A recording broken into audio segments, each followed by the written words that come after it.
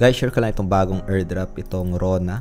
Parang kagaya ito ni Loma na kung saan na you can organize yung event. So, share ko lang dito kasi as per checking doon sa airdrop details, terminal na chine-check ko, labas lang ito guys, no? So, check natin dito kung ano nga ba itong si Rona. So, they mentioned dito na complete quest, forge items, and climb sa leaderboard to earn rewards, no? Ito pala is under the Aptos blockchain. So, if you connect wallet, kailangan meron kang Petra wallet, no? Ang sinetup ko lang dito is just my secondary email na set ko na dito, no? So, get started. Yun, ready na yung pinaka-wallet ko dito.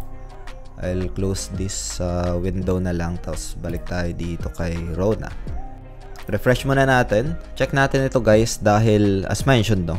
Ayan, connect wallet. Ayan, so under siya ng Petra wallet, which is under Aptos ecosystem ito. So sign ko lang. Ayan, so dito meron silang pinaka-rank and yung quest, no? So share ko rin ito guys, na-share ko na itong isang airdrop na ito, which is a potential airdrop, and then meron silang announcement na Q1 next year, no, 2026 ay magkakaroon sila ng airdrop dito, which is the season 2 airdrop. So share ko rin dito sa video natin today. We've been sharing this sa ating YouTube channel. Let's go back dito. Pag-uusapan natin dito guys, no, kung paano nga ba ito nag-work.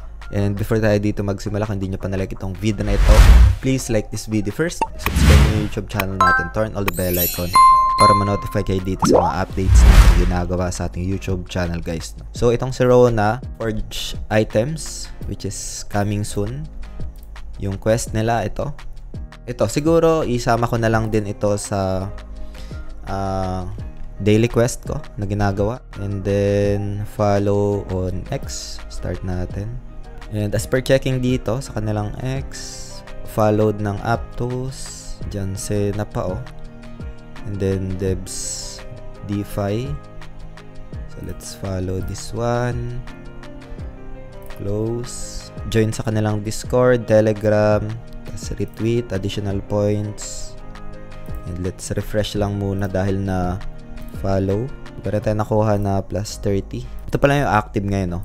Yung forge wala pa. Ito nga yung mga quest niya. So maybe off cam I'll check na lang ito. Sa pinakababa merong daily check-in. So start ko na lang ito. Claim. And other task, daily task na ginagawa ko for daily check-in is this one guys. Yung mga official link naman ito, lalagay ko na lang sa description ng video na ito. You can just explore, check. And ano yung sa tingin nyo dito guys, no? Isa sa mga airdrop ito na namigay na during season 1, pero season 2 nila is ongoing, no? So ito yung SSI airdrop. So yun, if mapapansin natin yung Loma, isa sa mga kilalang event app din yun. If ever ba na maging ganito ito, may user base din kasi yun, eh, especially sa mga like gusto pumunta sa mga event, no?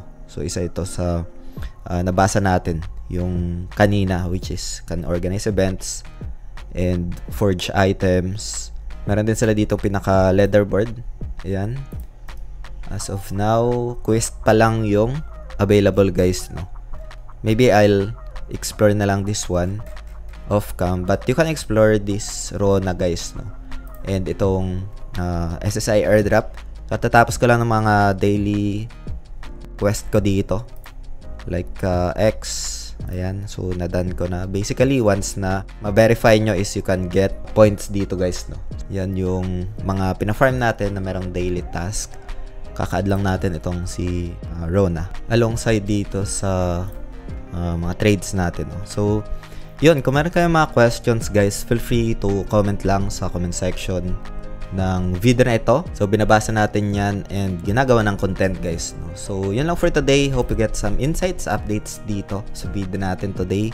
Kung meron man itong airdrop na gagawin, I'll keep you posted na lang. But then again, yung airdrop is purely speculative yan. Hindi guaranteed na magkakaroon ng airdrop. But hope you get some updates lang dito. I've been sharing kung ano yung recent doon sa chinecheck ko na airdrop updates. And isa nga ito sa bago lang na lumabas. And normally kung merong mga airdrop na nilo-launch or may mga token generation event, itong application na ginagamit natin is isa sa mga nagli-list, no, para ma-convert papunta sa e-wallets or GCash. So you can explore naman this one, no? So yun lang for today, guys. Maraming salamat ulit sa panunood. Ingat tayong lahat. Peace out. Bye for now.